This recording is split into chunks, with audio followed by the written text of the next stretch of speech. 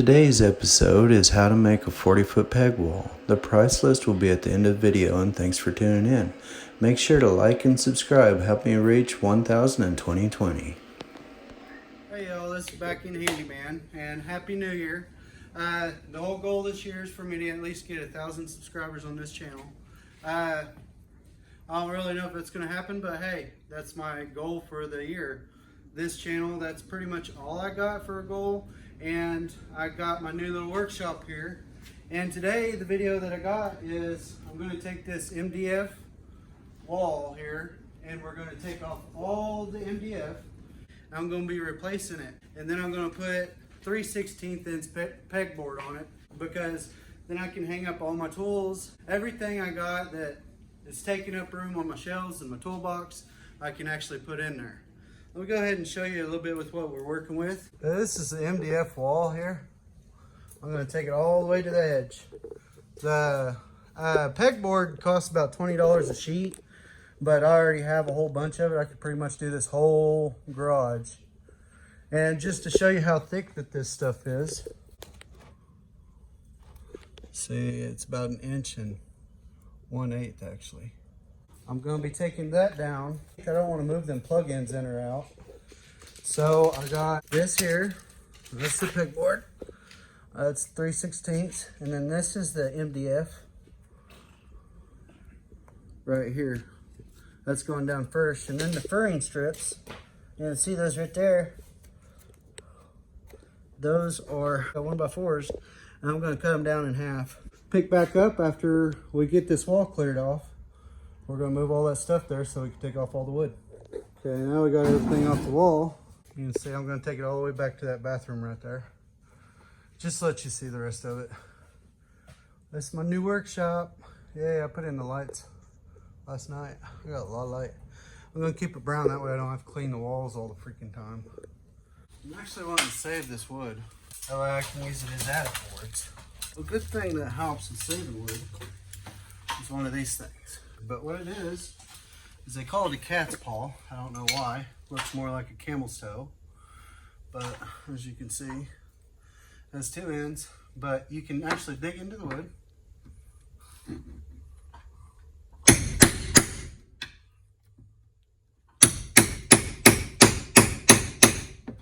With the claws. And you can pull it out.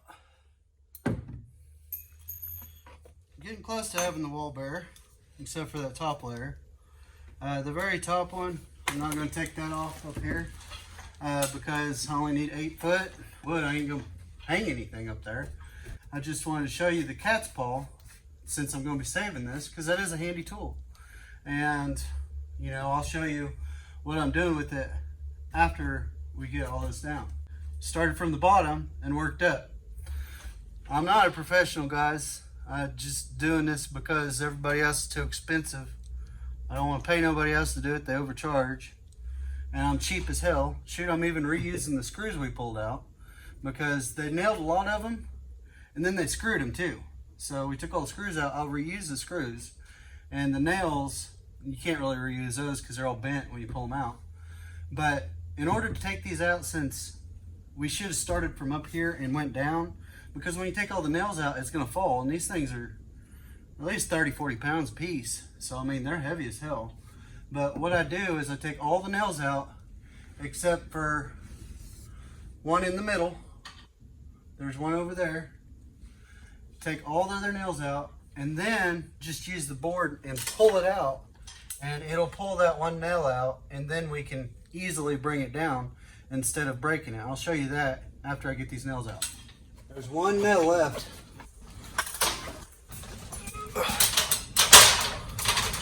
One nail left over here. Now, I said this is heavy as hell, so if you would have left all the nails in but one of the side ones, it would have dropped down as soon as you got the other ones out. That's why you leave the middle one. When you don't do dumb stuff like me, sometimes you just got to make sure you don't get hurt doing it.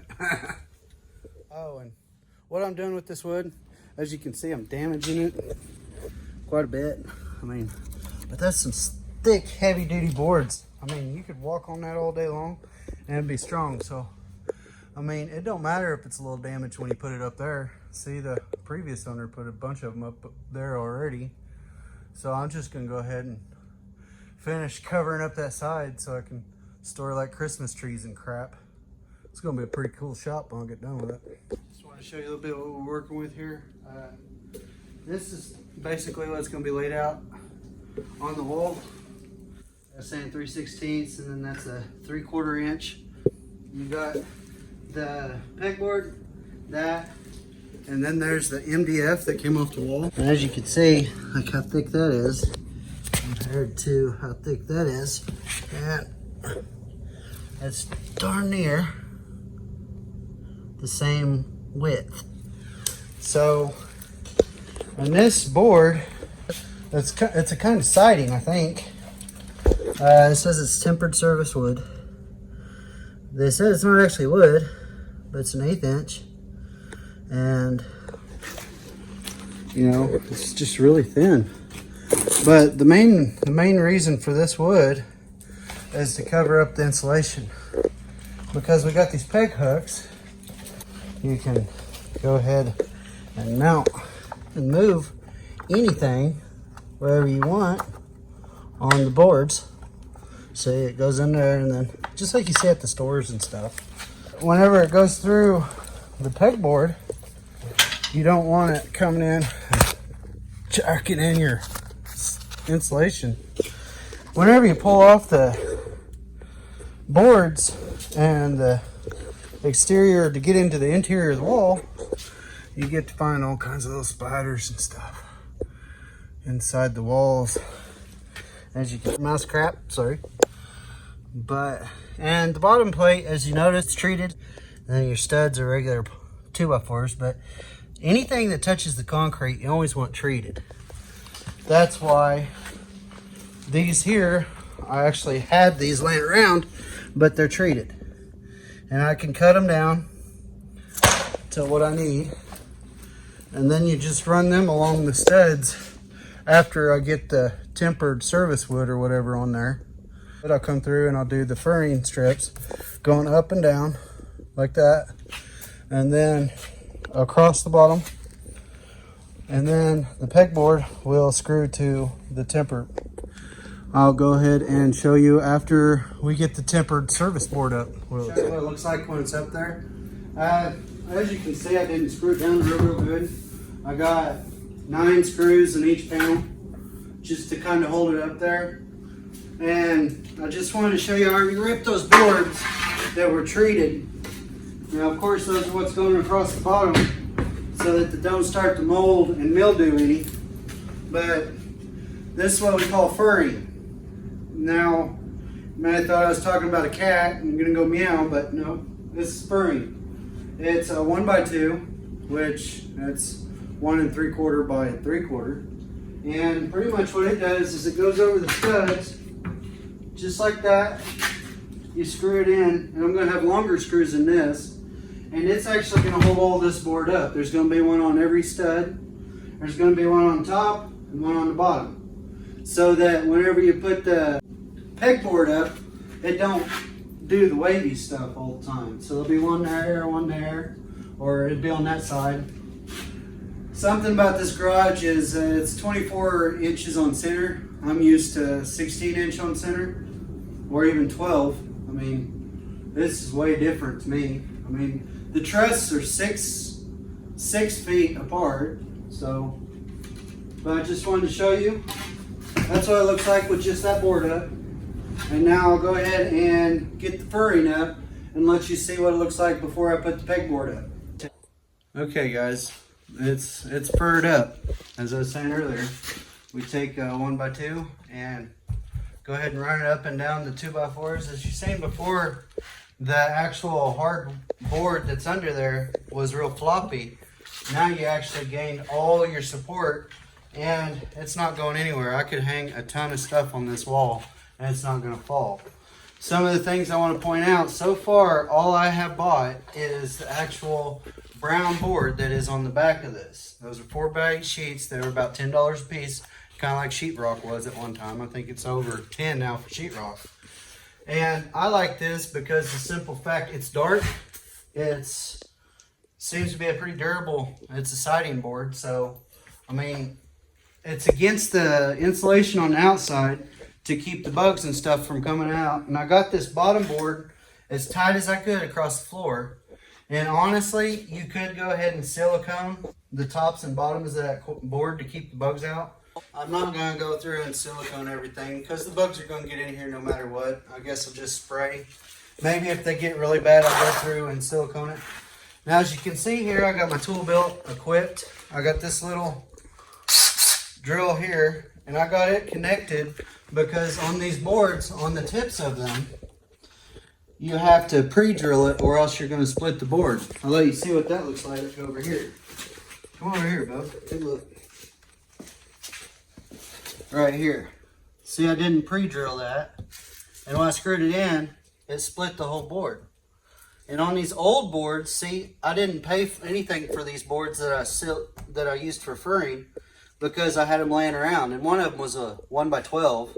I just cut them down into straps to put up there.